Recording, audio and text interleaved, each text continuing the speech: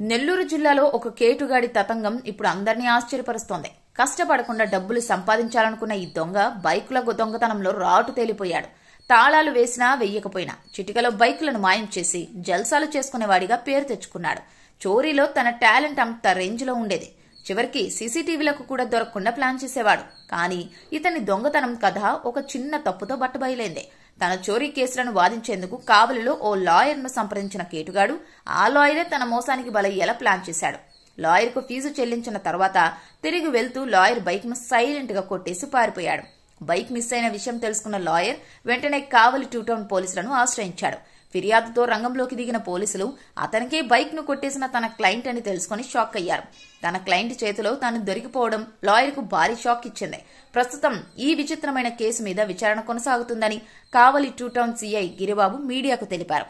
నెల్లూరు జిల్లాలో ఒక కేటుగాడి తతంగం ఇప్పుడు అందరినీ ఆశ్చర్యపరుస్తోంది. కష్టపడకుండా డబ్బులు సంపాదించాలనుకున్న ఈ దొంగ బైకుల దొంగతనంలో రాటు తేలిపోయాడు. తాళాలు వేసినా వెయ్యకపోయినా చిటికలో బైకులను మాయం చేసి జల్సాలు చేసుకునేవాడిగా పేరు తెచ్చుకున్నాడు. చోరీలో తన టాలెంట్ అంత రేంజ్లో ఉండేది. చివరికి సీసీటీవీలకు కూడా దొరకకుండా ప్లాన్ చేసేవాడు. కానీ ఇతని దొంగతనం కథ ఒక చిన్న తప్పుతో బట్టబయలైంది. తన చోరీ కేసులను వాదించేందుకు కావలిలో ఓ లాయర్ను సంప్రదించిన కేటుగాడు ఆ లాయరే తన మోసానికి బలయ్యేలా ప్లాన్ చేశాడు. లాయర్కు ఫీజు చెల్లించిన తర్వాత తిరిగి వెళ్తూ లాయర్ బైక్ను సైలెంట్ గా కొట్టేసి పారిపోయాడు. బైక్ మిస్ అయిన విషయం తెలుసుకున్న లాయర్ వెంటనే కావలి 2 టౌన్ పోలీసులను ఆశ్రయించాడు. ఫిర్యాదుతో రంగంలోకి దిగిన పోలీసులు అతనికే బైక్ ను కొట్టేసిన తన క్లయింట్ అని తెలుసుకుని షాక్ అయ్యారు. తన క్లయింట్ చేతిలో తాను దొరికిపోవడం లాయర్ కు భారీ షాక్ ఇచ్చింది.